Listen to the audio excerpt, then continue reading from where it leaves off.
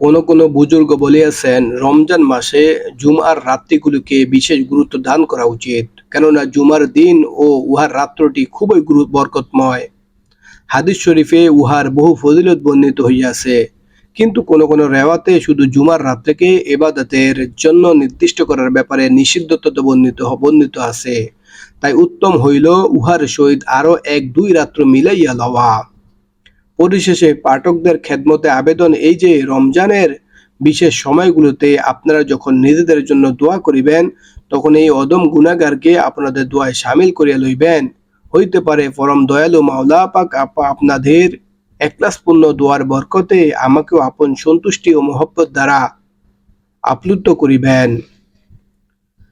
হে সারা জাহানের বাদশাহ, আমি যদিও বদকার ও নালায়েক, কিন্তু তুমিই বলো তোমার দরজা ছাড়িয়া আমি যাইব কোথায়? আমি অসহায়ের জন্য তুমি ছাড়া আর কে আছে? হে আমার রব, নিরাশার দ্বিধা দ্বন্দ্বে আমি ধ্বংস হইয়া গিয়াছি। আমার আমল তুমি দেখিও না। আমার উপর দয়া দান ও অনুগ্রহের জন্য তোমার রহমতের প্রতি দৃষ্টি করো। মাথার উপর গুনহের আসমান, পায়ের নিচে দুঃখের সাগর, চারদিকে দুশ্চিন্তার সৈনিক দল। এখন দয়া করিয়া অতি শীঘ্রই এই বিপদগ্রস্তের নাজাতের কোনো ব্যবস্থা করিয়া দাও।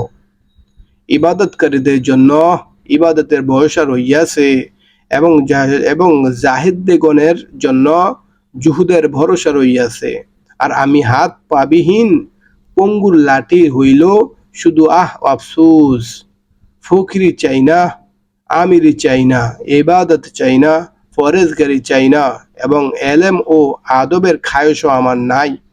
আমি চাই শুধু আল্লাহর জন্য অন্তরের দরদ ও জ্বালা।